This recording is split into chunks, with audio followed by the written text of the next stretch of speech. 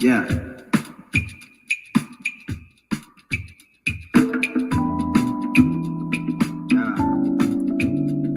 Never. Never.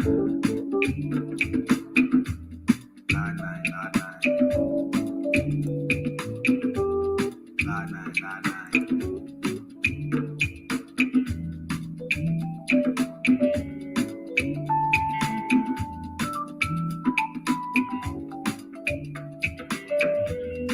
So nipa ne jasama onipa wiwo.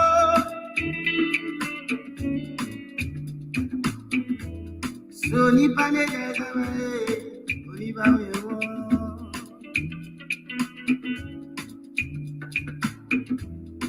Anu ko anu be ya. Anu ko anu be ya. Onyawa be ya. Onyawa be ya.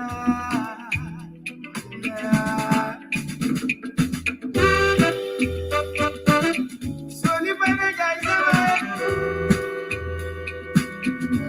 onipa wiwo.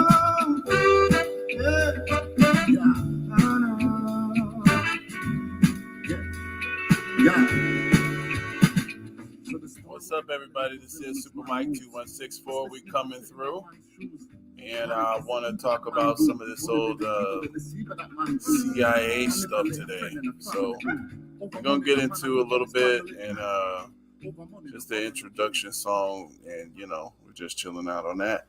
But like I said, guys, shout out to Juneteenth. It's Juneteenth today. And, yet again, a lot of us, for some reason, we never understand, we never learn. You don't integrate your culture, because you integrate your culture, you water it down. It's just like Malcolm X said with the black coffee and the cream. When you integrate that, the more you integrate it, the more you start losing the original and the origin of the purpose. And then you have to repeat the history of why that day and the lessons that day is supposed to continue to push and to promote. So, it's Juneteenth, and let me just share some of this here real quick. And we're just going on a few things. We're going to be going over a few things today. Let me just go into this. I just want you guys, make sure you guys press the thumbs up and all of that. Press the like, press the share. 1 second, there we go. Yeah, press the like, press the share. It's the thumbs up. Let me know what you're thinking about. For example, so this right here, this is on Twitter. So the flag of Juneteenth. Okay, so the original issue was in Texas. You had in 1865 after the Civil War, there was a lot of slaves, and really this actually flows up to even 1960s, where a lot of enslaved black folks didn't know that they were free. 1960s, okay, and we know that from the Cotton Pickin' Truth movie. But this right here represents the Lone Star. It represents the state of Texas, the Lone Star State, but also goes beyond Texas, representing the freedom of African Americans in all 50 states. Okay. All right. The colors represents the red, white, and blue, which, a lot of black folks don't even know what that means. But, this is what the flag people were putting into this flag. This is the symbolism, the original symbolism that they were using, putting this flag together. So the date, June 19th, 1865, represents the day enslaved black people in Galveston learned that they were, I guess, not enslaved. So this arc, it represents the new horizon, the opportunities and promise that lay ahead for Black Americans. And It represents the new beginning of African Americans in Galveston and throughout the land. All right, so that's Juneteenth according to some folks. But let's look at what's happening on this timeline with this Juneteenth thing. You done opened up Juneteenth, and everybody is making additions, including white people. The first, when you type in Juneteenth in Twitter, the very first thing that pops up is a white man's face. A gay white man. That's no. Let's see what they're saying.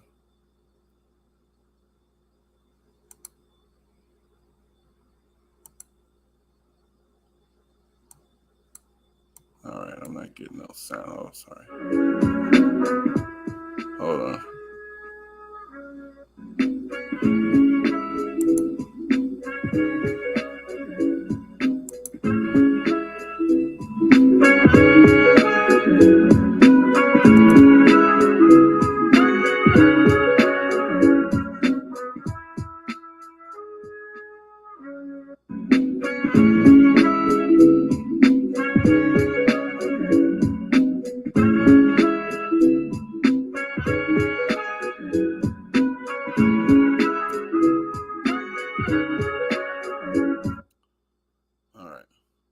So we got Juneteenth. Wish you all a very special Juneteenth. Okay. And then they use that for Biden. President Biden made Juneteenth a national holiday. For his voting, you get Juneteenth, Atlanta Van Zandt. See, y'all, anyway. Now they're changing colors. Okay. Juneteenth, Freedom Day. Okay. And you got another a homosexual here. Remember, this day is for Black Americans only. And for anyone that's mad about me saying that, there you go. Okay. Happy Juneteenth to all my colored folks. Okay, I don't know what that was supposed to be. You'll see that Juneteenth. You'll see that Juneteenth flag uses the exact same colors as the United States flag, red, white, and blue. This was intentional and meant to show that the formerly enslaved and their descendants are free Americans too. Yeah, that was before they knew any better. They were trying to integrate.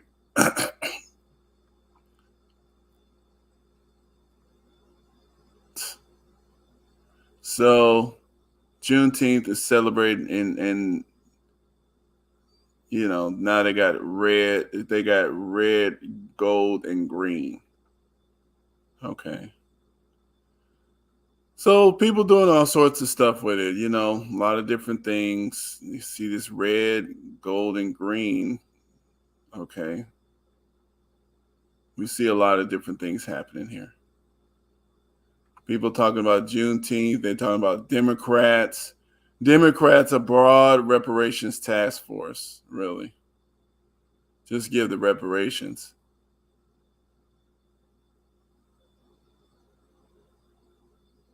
Yeah. Okay. So anyway, that's Juneteenth. What's up, everybody?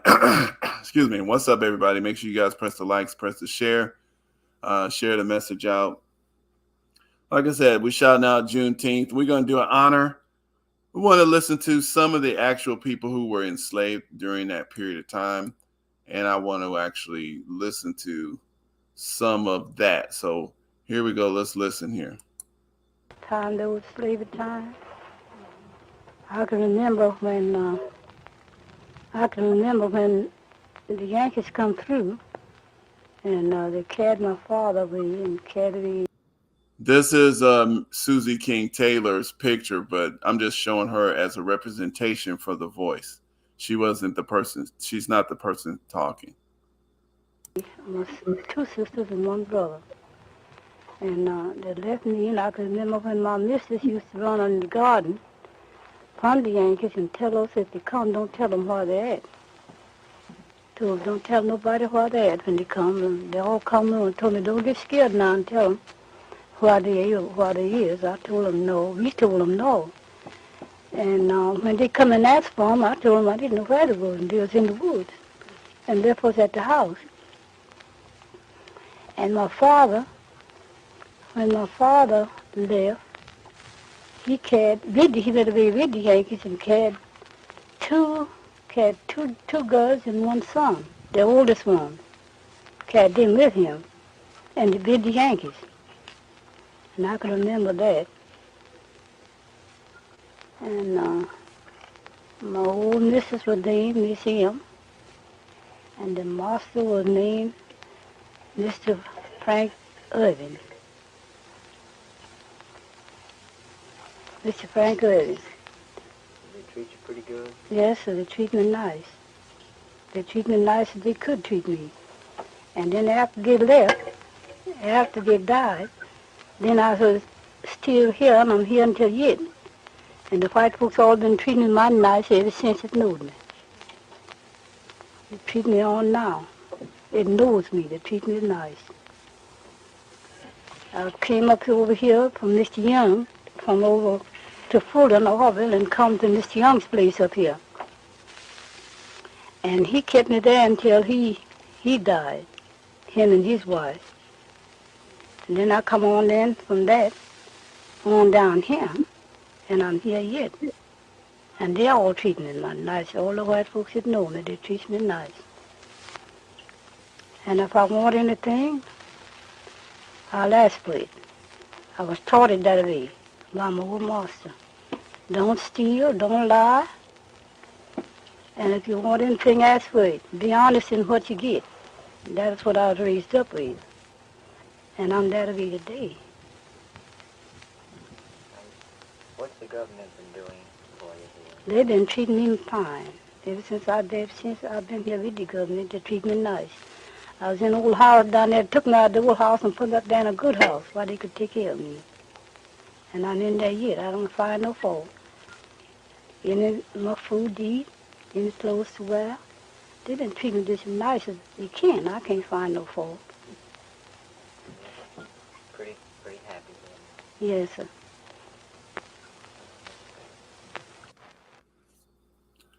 And so I noticed that she said, the elders saying that they treat everybody that knew her treated her nice. It wasn't everybody that treated her nice though. So that's interesting. So let's play this one. This is there's a town called Mound Bayou, and it was started by one of the ex-slaves, former enslaved people of Jefferson Davis, which was the Confederates. That town is still there, and it it has a rich history. So let's check this narrative here.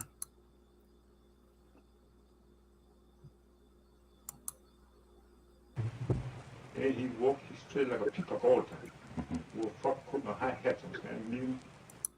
This is not the guy talking. So this is just this is Bass Reeves. I'm just playing a representation, just showing a representation of our people, because I don't have the actual picture of the person speaking.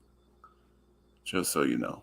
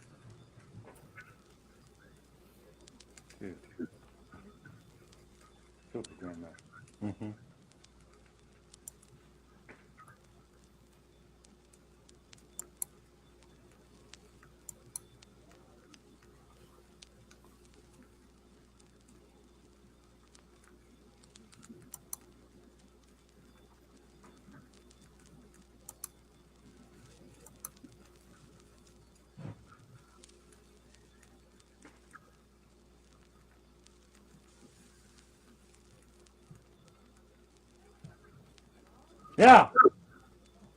Okay.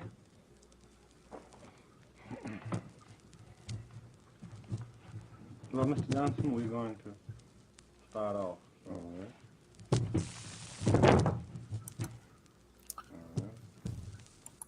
So this is George Johnson. That's the man's name. I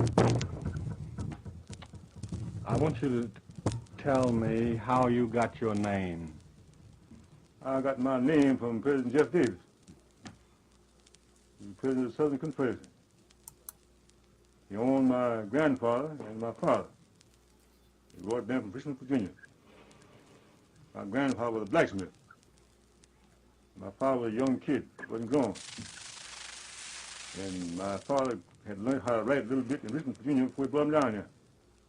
Grandpa used to keep chalk in his shop to mark the odd things. And my father would take a piece, put it in his pocket, and pass in front of Master Jeff's house. He'd write on the sidewalk.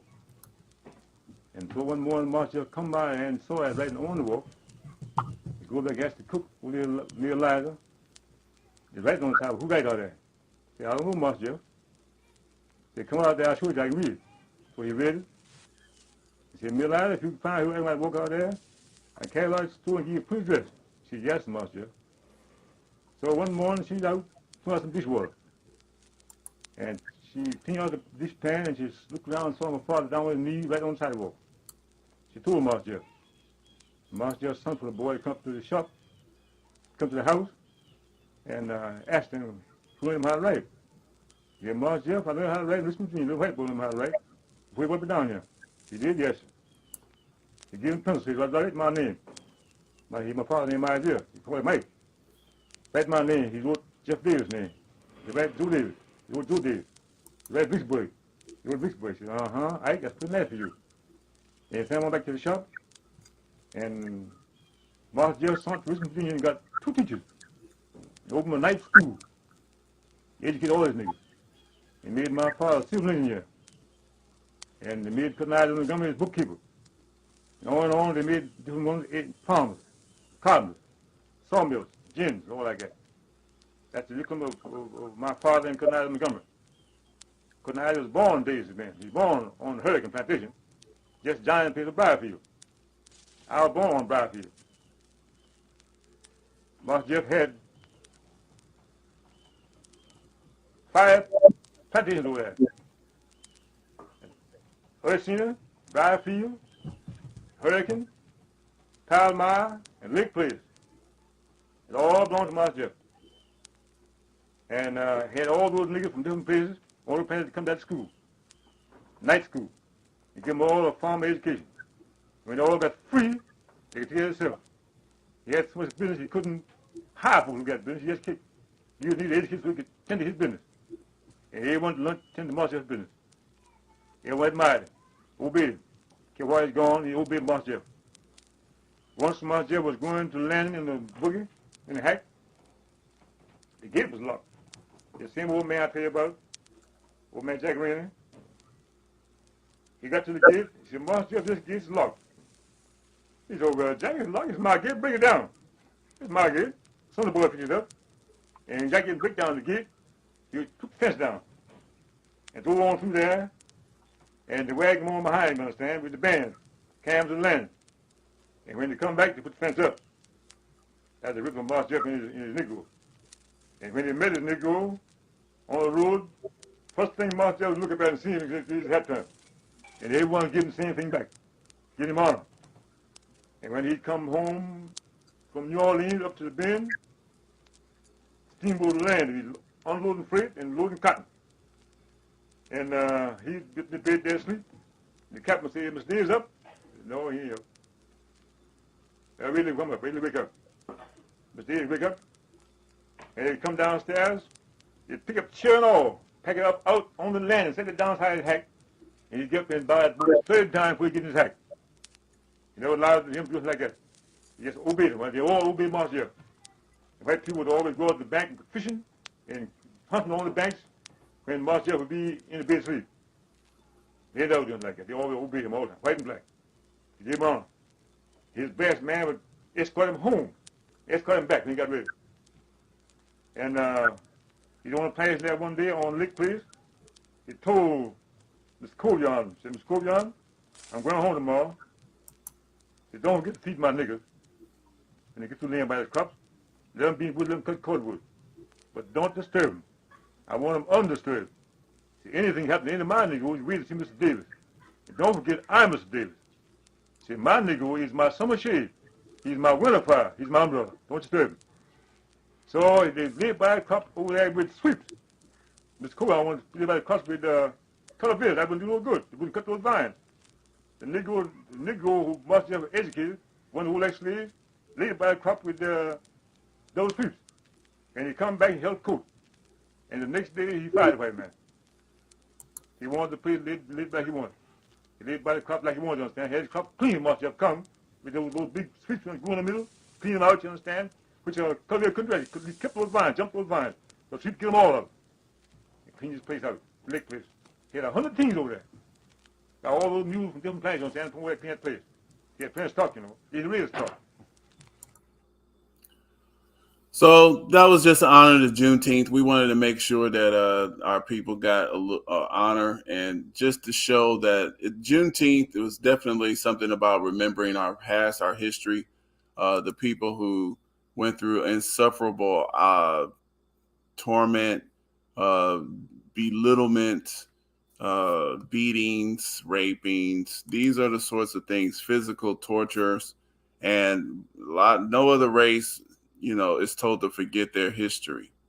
Okay, so no other races has suffered more and just get over it. Go ahead. So this is what Juneteenth really is about. It's not about all of this political stuff that these people have messed up. So it's about reflecting on our Black American history. If other people want to celebrate that, they can celebrate it the way we tell them to. All this integrating of our stuff, I don't know about that, because I don't think I can really understand all of the different Japanese holidays. I mean, I could honor people's pain and suffering their way. So you got the geisha women in Japanese or what have you. See, I don't really know about that. And you can say that when you don't know about something and you start talking about it and you haven't really studied it, what ends up happening is you can be disrespectful unintentionally. You can be unintentionally disrespectful, and you can create anger. So the way that you honor someone else's thing is you just kind of say, we honor your history because we honor you. We don't understand every detail because this is something that your people are unique to. You guys went through it. It's ingrained in your DNA. Okay. So we're going to honor the fact that, we honor you. And we're going to just observe you and marvel at you. That's it. You don't sit up there trying to put ice cream, trying to monopolize off of somebody else's thing. See, this is the stuff that we don't understand when we start integrating. We want to lose ourselves. We want to try to let other people equate their stuff to our stuff. And it's just completely different stuff. It's completely different history because we're completely different people. We are special people. Get that through some of you guys' heads. You're not regular white. You're not white Americans. You're Black Americans. That's a totally different thing. That's the bottom line. You're not going to be the same thing. Even if you guys have the same kid, the kid has to choose. Because... And really, the kid is just Black American, even if they're mixed, because that's actually a part of our story too. They've always chosen to not mix, so they are just white. Period. That's it. In the Black group, we have to deal with all of these mixtures and issues, and that's regardless of what people like or not. You have to deal with that because that's just a part of the legacy. And until we start going ahead and gatekeeping who we are and what we are, then, you're going to always be considered mixed because everybody is mixed. But once you gatekeep who you are and you say, okay, all bets are off. This is who we are. This is what we are. You share that history. You're a part of us, period. And then now you can start saying who you are, 100% this and that. All right. So what I'm doing today, guys, we want to go through a little bit of this old CIA history. Actually, you know what? Before I do that, I want to show this because shout out to the history of Detroit. Sister Fatima, she has a little show and she interviews some of the history in the, just to establish Islam in America. It's a lot of stuff. We got a lot of hidden history. So, but these are some very key points that we should be aware of. Feel all the dynamics of all that. These children suffered. Some of the children killed themselves. Some of them went out and became prostitutes. Some of the young men came out to be drug addicts and messed up. They even beat some of the children. And one little girl, they sucked her eye out because she was a Muslim. And they were going and having to go to the public school. It was total hell. So that's why I tell her that don't judge. Don't judge. Don't judge. Don't judge. These are my children. Yeah. Don't judge any child that came from the person had to deal with the closing of the school and stuff. You don't know what they have been through. You be thankful to Allah that they're still around. It was tough. Right. So she's talking about I happen to actually remember this elder here when I was 9 years old. So this woman here she looks so vibrant and look how energetic she is. And this woman's at least 85. So, so she's probably like almost 80. At least I know she's 80, at least 80. Her children are older than me. One of her youngest children was older than me. So, this is just showing you that, she's lived a good life, and shout out to her. But these are histories that affected all of us in Black America that we have to start beginning to tell. These are histories that we were told for a long time that went about nothing and didn't mean nothing. And so we should just be quiet. And that's not true. So what I'm going to do today is we're going to actually look into this book that's going to tell us some CIA hidden history about Black people. Okay, these are some of the experiments, and this is some of what's wrong with a lot of us when you're looking out here. This book right here I'm going to read from some of this here. It's documented. Document history that understanding the assault of the Black man, Black masculinity, Black manhood and Black masculinity. So we see a lot of fruity stuff going on nowadays. Okay, it's a very big push. We notice it. It's they're just being straight blatant. Black people want to have the rainbow back. We want the rainbow because the rainbow is not about perversion, doing weird stuff, weird parades and stuff like that. That's not what the rainbow is about, family. The rainbow is a natural phenomenon. It's about light. It's about how light has depth in it, and it's a fact of nature. Okay, and it's a functional fact of nature. The rainbow is not about dysfunction, in which these behaviors that are being celebrated, they're human beings. These people are very sick people, and they really need to be helped. But this is what's happening when you're having a sickness that is just allowed and promoted to just continue to exacerbate itself, is trying to infect everyone. Okay, as that cancer gains more strength, it's going to want to invade other parts of the body.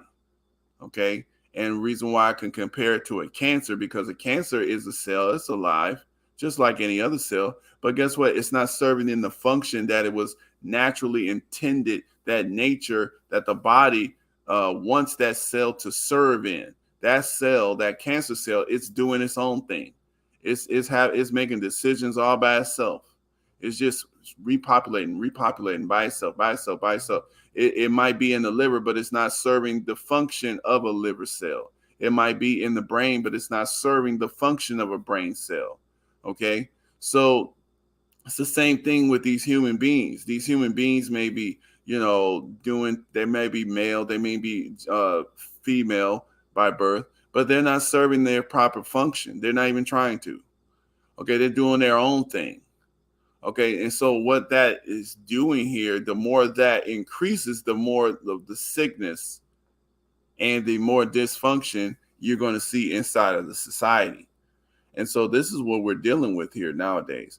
So, you know, some of that assault, some of that cancer was caused by this government push that we're going to read about. And part of that is from this guy here named Jolyon West.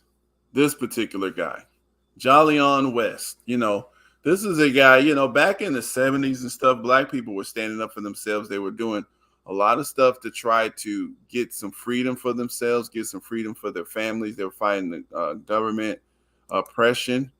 Okay, and the government went to their scientists to say, hey, how can we, because we don't want to really have this thing going on in a you know, a violent way, because these Negroes, they're ready to start fighting. And we don't want that happening to our kids and, you know, at home like this. We don't want to pull out all of the stops and bombs and guns and tanks and stuff. So how can we do this in a smarter way? Well, how can we deal with these people wisely? So they leaned on their scientific community. So one of these scientists in one of these programs in the CIA was called MK Ultra. Okay. So Louis John J. West, psychiatrist, rights activist, huh? So we're going to go into some of this here. So let's look at some of this. So the mental health industry watchdog, CIA psychiatrist Louis Jolly West, 1960s LSD mind control experiments come back to haunt America. Interesting. You see, these are histories that you guys never understand. A lot of us never understand. And even once we hear this history, a lot of us want to pretend like we don't see what we're looking at outside. You see all these homeless folks. You see all these people that's going crazy in jail.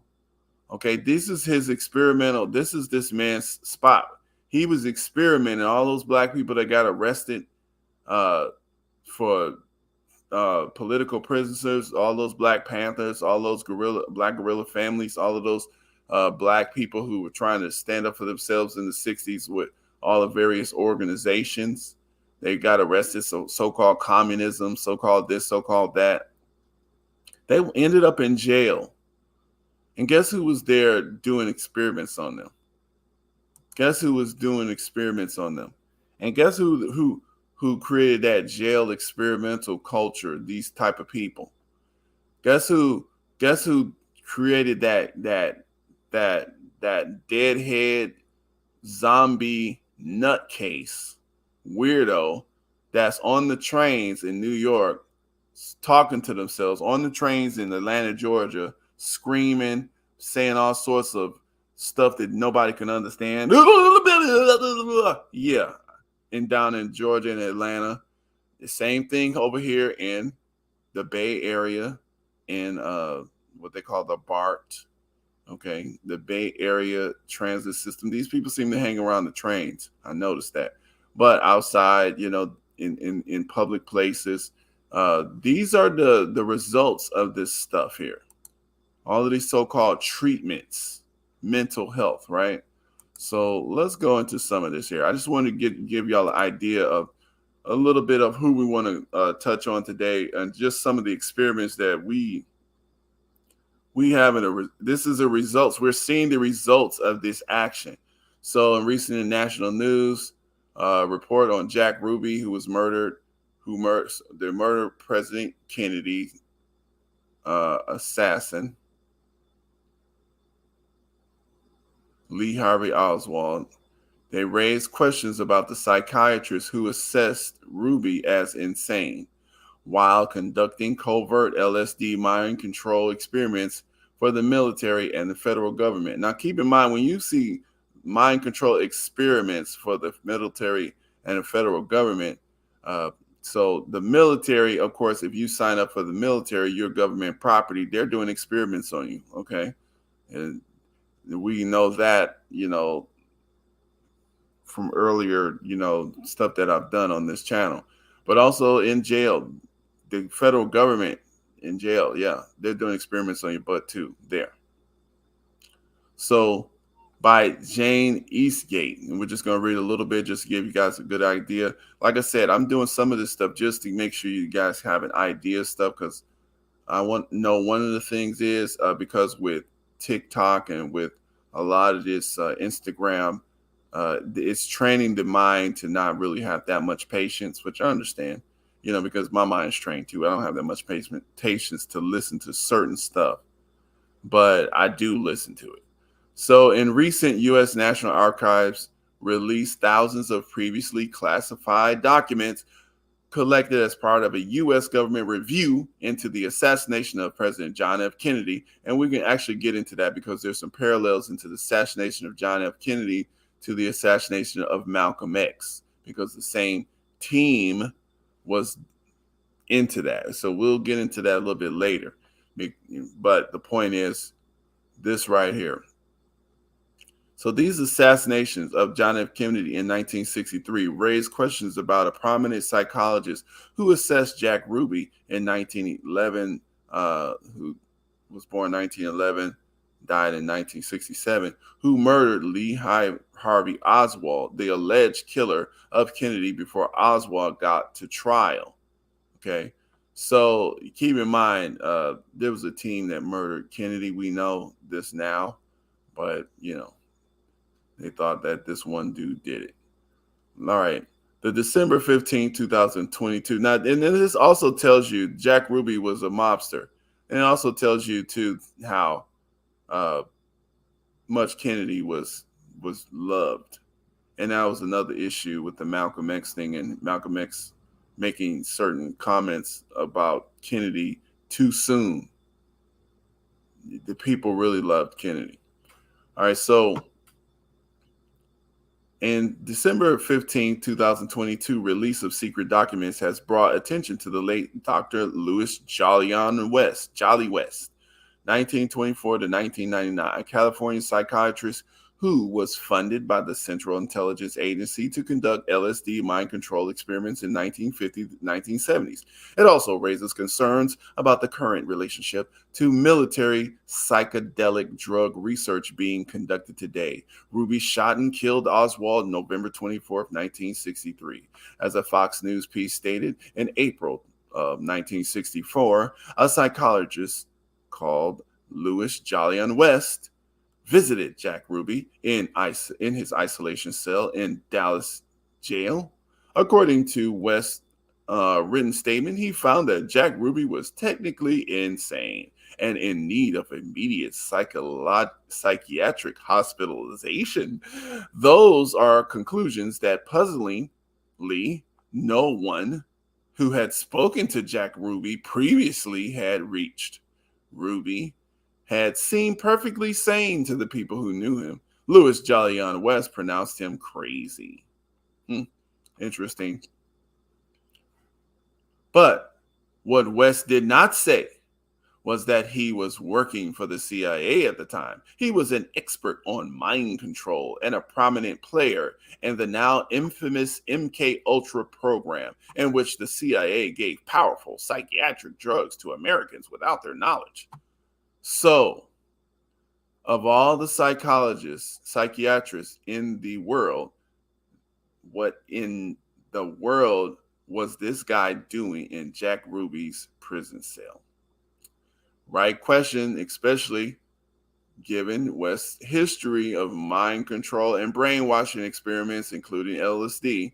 The author Tom O'Neill exposed West in his must-read 2019 book, Chaos, Charles Manson, the CIA, and the Secret History of the 60s, in which he pointed out that not long before Ruby was to testify before the Warren Commission in 1963 that was investigating the JFK assassination, West was with Ruby alone in his cell and emerged to report Ruby suffered from acute psychotic break. Sure enough, Ruby's testimony before the commission succeeded in only making him sound unhinged. He could never fully explain why he decided to kill Oswald. O'Neill wrote, in Ruby's trial, the judge, who had spent many hours in the court observing him, never witnessed anything resembling the behavior West describes. Wrote O'Neill, accusations arose that West had tampered with Ruby, including pharmacologically.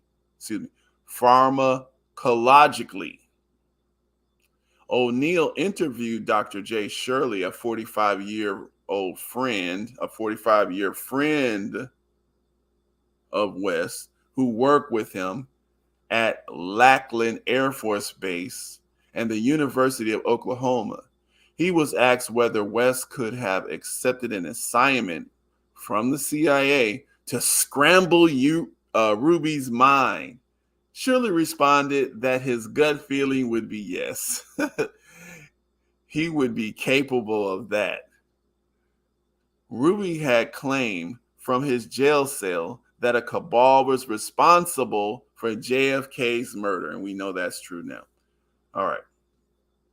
West conveniently concluded that Ruby was paranoid and mentally ill. The text of Dr. West's letter on Ruby's sanity recommended confinement to a mental institution. They really want to get y'all in these mental institutions because they can really mess you up. Hypnosis and intravenous sodium pentothal. Is that what they give the women to induce their birth? Anyway, a barbiturate, also claimed to be a truth serum, were included among possible techniques to provide further information concerning Ruby's state of mind at the time he shot Lee Harvey Oswald, or apply him with enough drugs to suggest or instill a particular state of mind. Now, this brings to mind the Kanye West stuff, right? Doesn't this bring to mind what's going on, Peace Family? Yes, thank you. The Afro-Asiatic, the Asiatic black man. Yeah. Thank you, sir. Thank you for subscribing. But this also brings in mind what Kanye West was telling us. Kanye West told us that he was his trainer told us that he threatened Kanye West, didn't he? He threatened him and said that, basically play nice, otherwise I'll confine you to a hospital and pump you up with enough drugs, and playtime with the kids won't be so nice anymore. That was the threat that Kanye West or the Hollywood trainer was giving Kanye West. So I want to this is the technique. So this is how we know definitely, and that guy was Canadian intelligence. So this is how we know these connections are starting to get made, even with this video here. See, because we starting to have enough pieces. Wow. I got a lot of stuff. I can't show y'all everything. It'll just make the show too long. But with the mind control video that I made, that I showed, let's see if I can show it now. Where is it at? I don't know if I can find it. Let's see. Is it here? Let's see. I think I do have it here. Mind control. Nope. There it is. Mind control. This video. In this video, okay, this is documented on this CIA mind control people. But this woman here, he interviews, I'll show some more of this later, but I want to get to this one part now. They're showing you how they're using LSD. They're actually interviewing these officials during those periods of time. So at that period of time, this is when they were the most dangerous. This is 1979. This guy right here is pretty freaking Weird. Work done at the Tulane Medical Center in New Orleans involved several drugs, hallucinogenics, and electrodes implanted in the brain. The chief researcher was Dr. Russell Monroe. Now look at how weird this man talks. This is the chief researcher. He's in a very important interview, and he's got, was that a pipe in his mouth or just a pen? It's just kind of weird. Look how he's looking, sitting slumped to the side of his chair. Head of the psychiatry department at the University of Maryland. These are various progress reports written by Dr. Monroe and recently obtained by ABC News. From one of the progress reports, a report of a woman who had electrodes implanted in the brain and was then given LSD and other drugs. She became agitated, cried, lapsed into a trance-like state.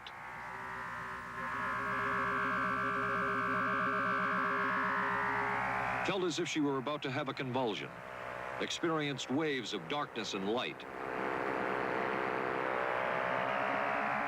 had bizarre sensations in her neck and... Think about this when you see some of these homeless people screaming and crying and going crazy outside. These are doctors. Now, keep in mind, doctor implies that, you know, this person actually knows how to normalize you from a sickness. But these particular doctors, these particular scientists, these particular methods, they're not worried about your normal. They're trying to experiment, weaponize their experiments. So, legs said somebody was trying to manipulate her body. At this point, Dr. Monroe wrote that the woman was remember that that show called The Island of Moreau? Okay. Obviously having paranoid ideas. As a layperson, perhaps you can enlighten me. What therapeutic effect would the type of experiment that I just described have on a patient? Well, the therapeutic effect would be indirect. Was this patient aware that she was being given LSD? Yes, I mean, they were told that they would be given some medication, and they specifically LSD? Well, we told them, I don't think that they would have even known what LSD was then at the time. They were told that they were going to they would be given some medications which might make them feel worse. Dr. Monroe, what do you think the Army Chemical Corps was looking for in all of this testing? They were looking for an incapacitating agent, an agent that would not harm the person permanently, but would incapacitate them temporarily. That seemed like a humanistic way to wage a war. Dude, look how weird this person is. See, I just wanted you guys to see it's a humanistic way to rage a war. He's laughing. So keep in mind, they're experimenting. He just told you right there. They're experimenting on American citizens to create weapons. This is what they're doing. This is weapons grade research. So I just wanted you to see that. That's the reason why I played that there. And here also, like I said, it made a connection. This is the black man that they gave LSD to.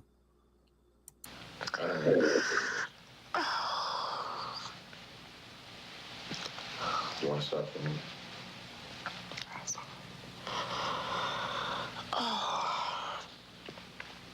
I walked around. He's a military professional. They just gave him LSD, messed him up. So these are the homeless people that y'all seeing. That's Sidney Gottlieb. But this is the woman from Canada. Now, see, this is what the connection with the Kanye West thing is. This is how they control a lot of the Hollywood people as well. This is a Canadian parliament member's wife that they use this weapons on to mind control. So this is a hidden history, and it's everybody should be able to see this. This is what we're looking at in the streets. So, and I wanted to show that because that's part of this history with this guy, this Jolly on West dude. And let's get into a little bit more of this. Actually, you know what? Let's go. I just want to show also.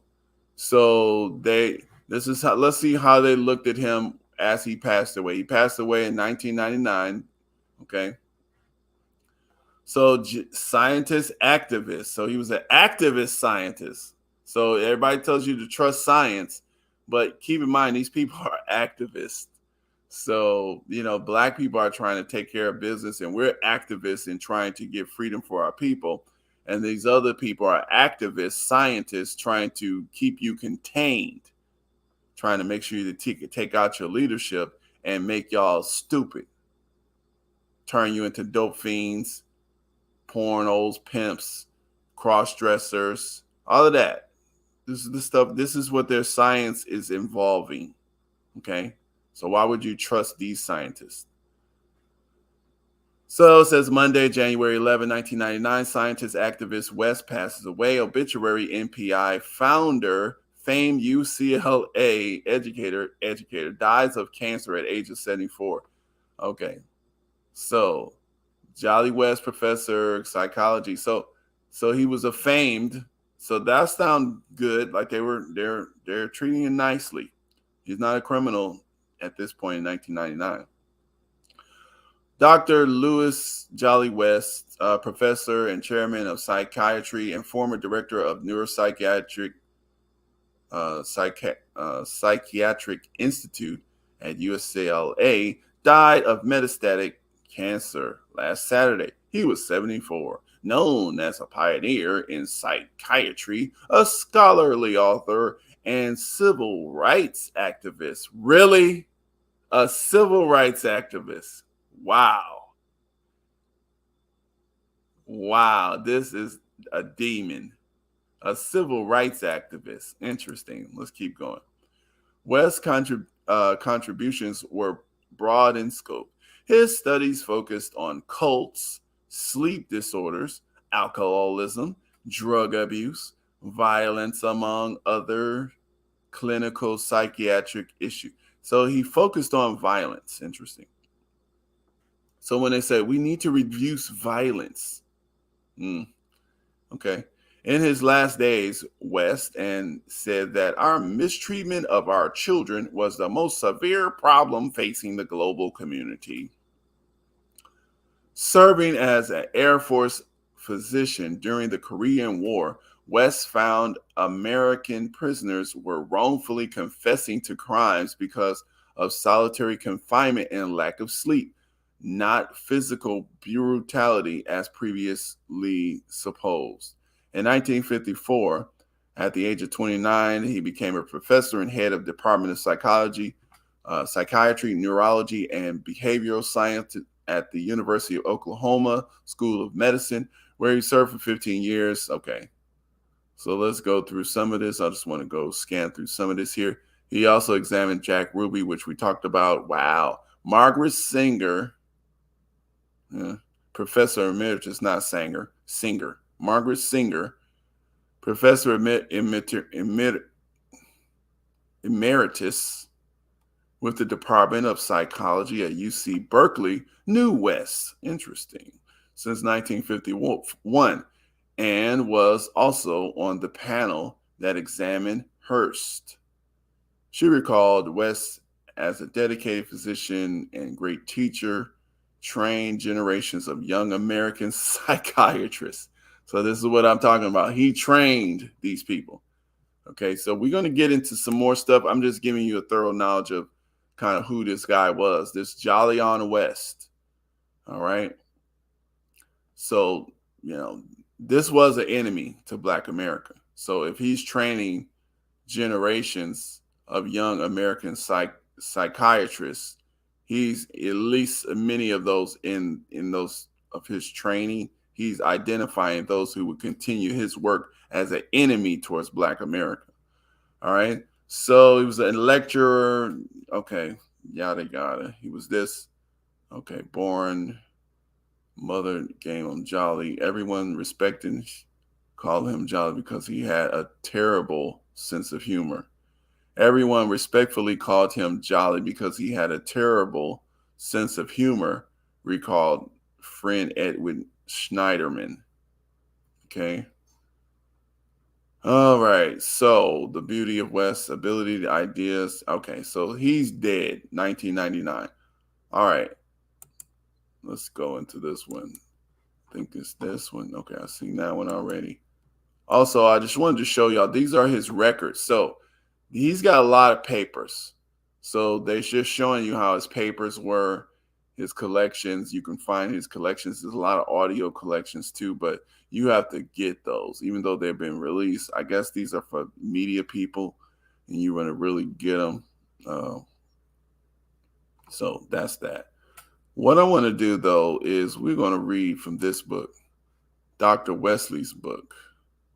So let me put Dr. Wesley's book up.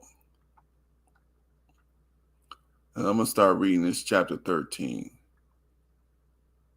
Okay, hold on a second. I'm sorry. This is the book. So I'm going to start reading from here, chapter 13. So it says basically here, Jolly West, the CIA's pivot from psychosurgery to crack cocaine. Dr. West and Operation Ferdinand. In the 1970s, the National Institute of Mental Health supported one of the most covert and evil experiments ever aimed at Blacks and Hispanics following the 1960s riots in Watts.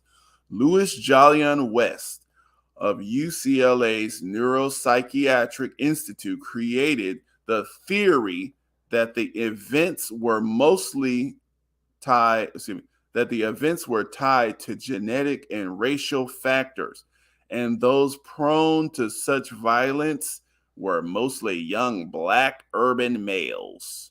He proposed a violence initiative. You see, remember when they said that his specialty was violence? He proposed, so when we hear about the violence initiative, stop, the violence and all that, as soon as you hear the word violence, you're thinking, oh, these must be talking about Black people. That was him, Louis Jolly West. Let's show his little weak picture. He was an activist scientist. So he came up with this violence initiative that would see to it that offenders were treated with psychosurgery and chemical castration. West's idea was to test his treatments in 2 high schools, one Black, the other Hispanic. His idea was to test it in 2 high schools, one Black, the other Hispanic. Chemical castration. Now look what we're dealing with today. Okay. And, in all of the rapes in the prisons from that point, all this estrogen everywhere. On May 23rd, 1972, William Sweet, and William Sweet is not this guy. Let me show you who William Sweet is. He's a whole nother thing. But this is William Sweet. He's another scientist. And he has a video interview, which I'm not going to really show, but that's him. So William Sweet. On May 23rd, 1972, Dr. William Sweet testified before Congress on behalf of a continuation of federal support for psychosurgery work of his Operation Ferdinand colleague, Dr. Vernon Mark and Dr. Frank Irvin Sweet. Sweet revealed that a much broader program of violence control was in the making, including mass screening programs and large treatment centers for violent individuals, concentration camps, i.e. targeted Black males falsely tagged as violence prone.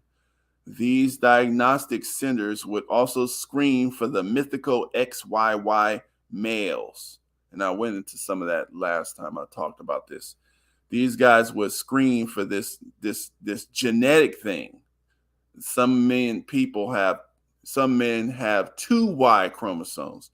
So they're looking for these XYY males.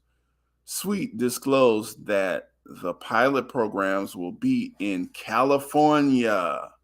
And who has the biggest homeless population? Interesting. Anyway. He therefore requested funds for the chief architect of the California program, saying, the testimony is being presented on behalf of the Neuropsychiatric Institute of the University of California at Los Angeles under the direction of Louis Jolyon West and of the Brain Research Institute of the same university under the direction of Professor John French. All right. And we're going to get into a couple more pages of this, and we'll actually, you know what? I can show y'all some of this. I did take a picture of some of the pages. Boom. Almost done. So Dr. Jolly West, as his colleagues called him, was then one of the boys, the Operation Ferdinand boys. Dr. Ernest Rodin was one of West's mentors. The sociopharmacology paradigm grew out of West's ecological model and his students at UCLA. West's involvement with what we have called Operation Ferdinand makes this operation transparently a CIA-directed or managed operation. West was profoundly influential operative in CIA mind and behavioral control projects, as Walter Bowat observes. Perhaps the greatest champion of a zombie America is one of the most respected figures in American psychiatry today, Dr. Louis Jolyon West, beginning with brainwashing work for the Air Force, MK Ultra work with the CIA. West has positioned himself smack in the midst of the invisible war. And this is why this history is hidden. It's an invisible war. We are at war. They're still going on right today, right now. Remember this. And it's got to stay invisible because they don't want to come up with new weapons. It took them a long time to come up with these weapons that got us running around here acting like absolute nuts. We're absolutely acting foolish out here today. So this is this invisible war technology. Yeah, so let me see. I think I got some of the next page. No, this is not the next page. Yeah, here it is. So between 1952 and 1956, West was the Air Force chief of psychiatry at Lackland Air Force Base in San Antonio, Texas. He held top secret clearance with Air Force intelligence as he interviewed returning American pilots downed and captured in Korea by communist Chinese. In this way, he studied and became expert in the Chinese methods of brainwashing.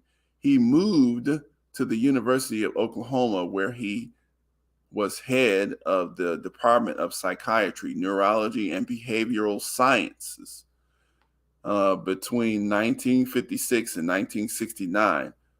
While there, he acquired a top secret CIA clearance for the MK Ultra work that he did. Dr. West and MK Ultra.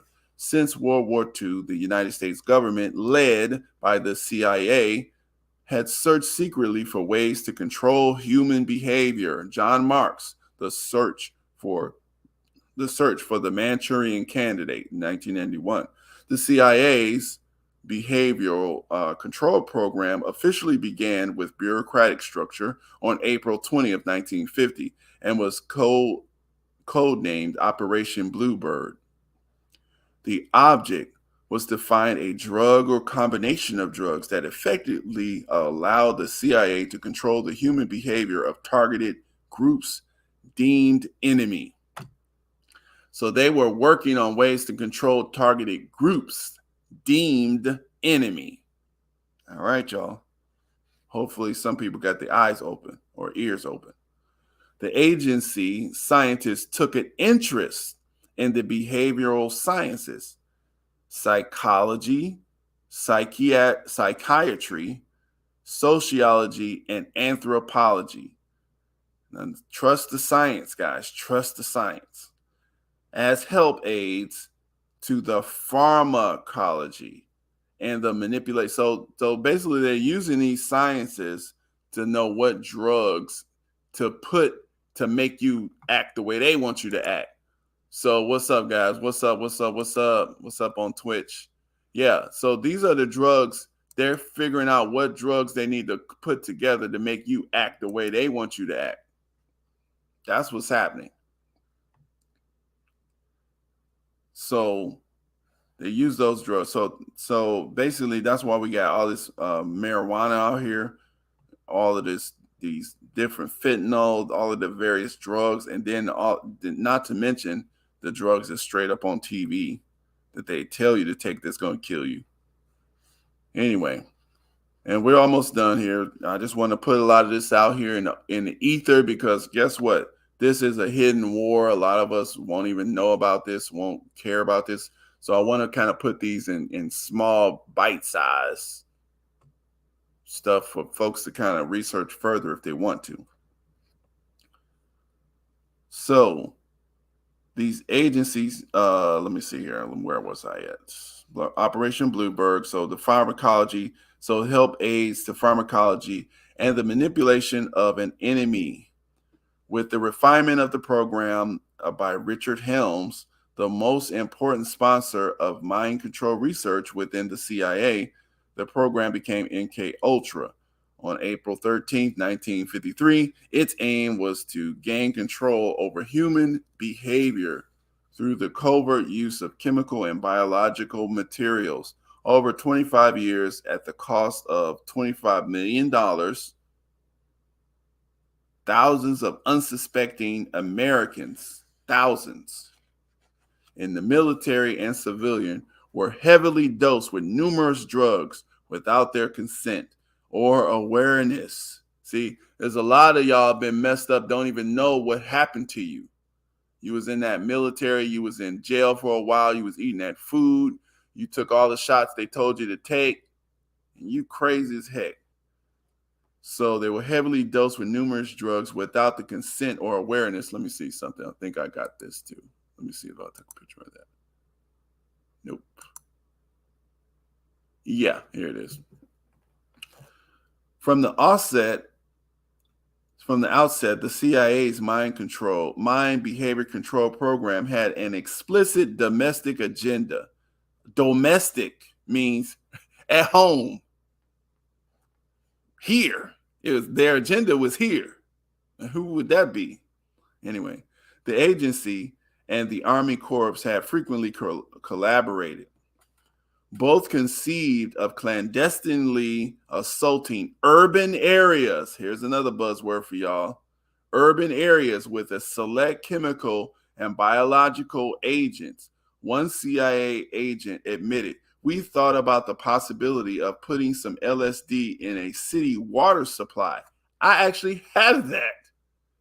That right there is right on this. Oh, I can't even use the word. That, I have that he quoted. It's in this video, but I'm not going to find it. So he said one CIA agent, let me see, what did he say?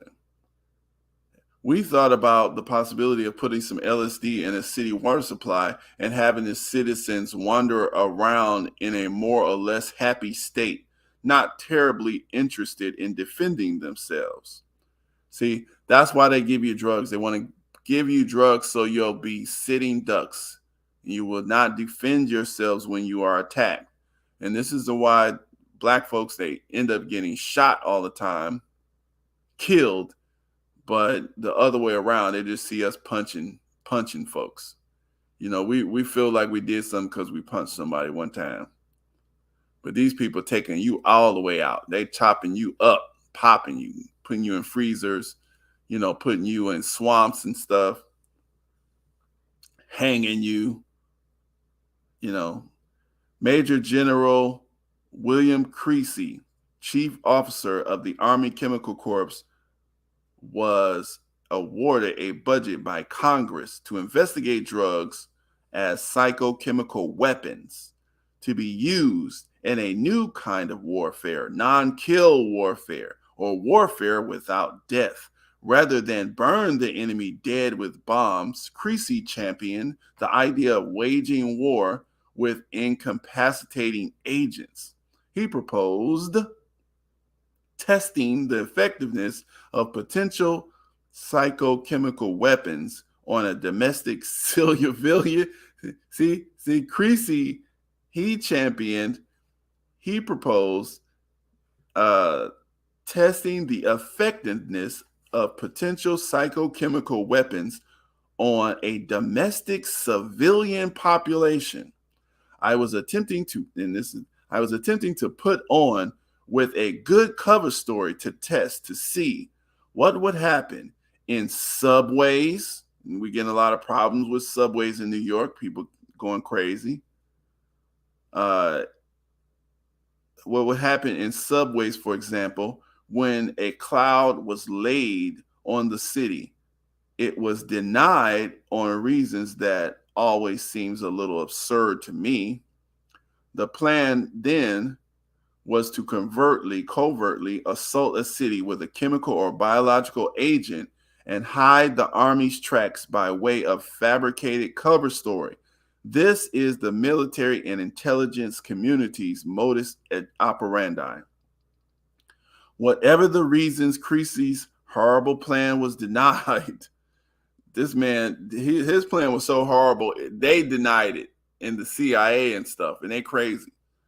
So whatever the reasons, Creasy's horrible plan was denied, if it actually was denied, the CIA will certainly carry out unthinkable and illegal covert operations against private citizens and urban communities, as Colin Ross, MD, reports after reading through 15,000 CIA documents released to him per his Freedom of Information Act request. The CIA mind control experiments were interwoven with radiation, chemical, and biological weapons experiments conducted on children, comatose patients, pregnant women, the general population, and other unwitting groups who had no idea they were subjects in secret.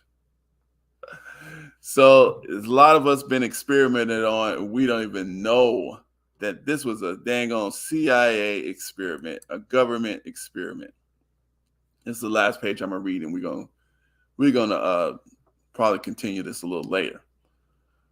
Experiments, radiation, bacteria, funguses were released over urban areas. A large cloud of radiation was released over Spokane, which is in Washington State, during Operation Green Run. You can look that up. Plutonium was injected into a comatose patient in Boston, probably a black person, by Dr. William Sweet, that dude that was sitting up there giving an interview. He injected if you're in a coma and you wake up because somebody injected you with plutonium. Okay, so into a comatose patient in Boston by Dr. William Sweet, a member of the Harvard Brain Electrode Team. Okay, plutonium was placed in the cereal of, it was placed in the cereal of mentally handicapped children at the Fernald School in England. 751 pregnant women were injected with plutonium at Vanderbilt University. The bacteria Serratia marcinans was released into the air in San Francisco. The bacteria Serratia was released in the air in San Francisco, resulting in a series of infections, and plutonium was injected into an amputee at the University of Rochester. All these experiments were conducted without any informed consent or meaningful follow-up. Hallucinogens, marijuana, amphetamines, and other drugs were administered to imprisoned narcotics addicts. Wow. In Lexington, Kentucky, a bunch of black folks there, and hillbillies too. Terminal cancer patients at Georgetown University, hospitalized sex offenders at Iona State Hospital in Michigan, and Johns picked by prostitutes hired by the CIA in San Francisco and New York. Psychosurgery was also a method of mind and behavior control entered by some CIA MK Ultra agents, according to Lee and Shalane.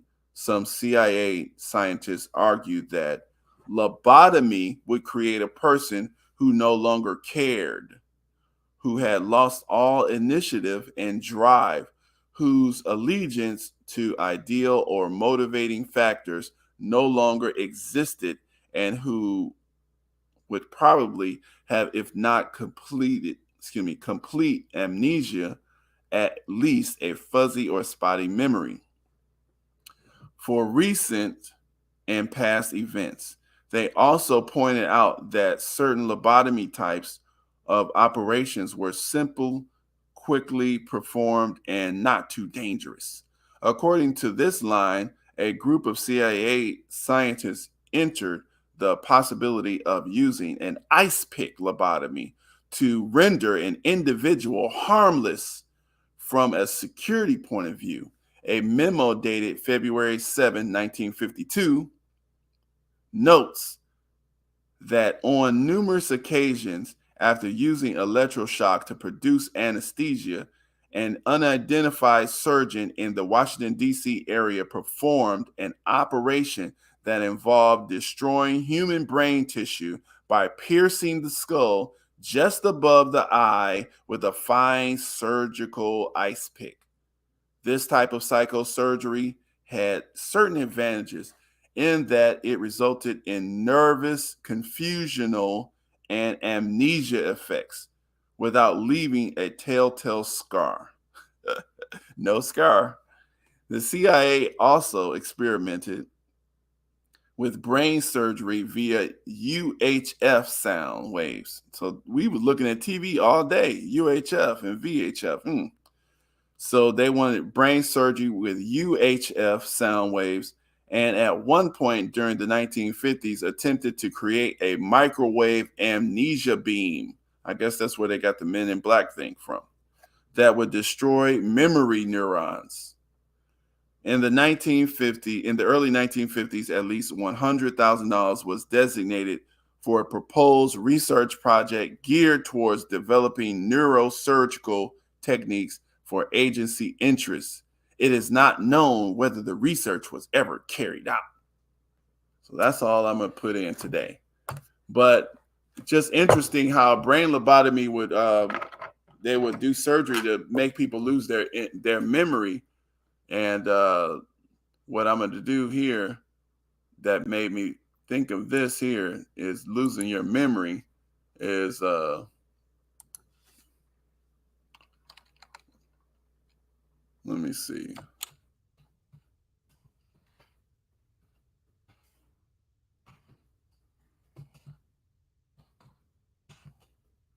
To my brother BMT on BMT's show, he shows how he went into the fact that Lil Wayne memory loss is so bad from seizures. Lil Wayne, he's a young rapper, very smart, very, very talented rapper. Lil Wayne's memory loss from seizures is so bad he can't remember his songs. So his career is over. The man can't remember his songs. He wrote the songs. He can't remember them. And BMT did a special on this, but we know that Lil Wayne is heavy into drugs. So this psychosurgery is real. And these weapons, these drug weapons, we see the situation, we see the results of these things. This man can't even remember his own songs. A famous rapper. He made a lot of pretty good songs too. And look at this. They posted it on big news, NBC. Lil Wayne says he can't remember his own songs anymore due to memory loss. This man is 40 years old. Look, he looked like he ain't got no head. His hair receding. He looked like an old man. 40 years old. He ain't even there. Look at his eyes. All this writing on him. Blonde wig, blonde dreads. His career is over. He's done. Despite having a number of projects in the works and waiting vinyl releases from all sorts of, he done sold all his music, sold the rights to all his music. He can't even remember his songs, so he can't perform. So if you can't perform your songs, you don't own your songs, you can't remember your songs, who are you? He's dead. Essentially, he's a dead man walking. That's the kind of warfare they've used their weapon. That's that weapon that they wanted to use. They would rather use those weapons instead of making bombs and tanks to burn up the enemy and destroy all sorts of infrastructure. They can use these chemical weapons. And those weapons are just like guns. They're more effective than guns because you're willingly taking them and destroying your own self just so, that so that you can have fun, have a drug-filled, this is what they're telling everybody to do nowadays. So that's it, guys. Yeah. Let me know what you thought. Hope you had a little fun today. Peace out. Thanks for rocking with me today. Share the message. Press the like button. And peace out.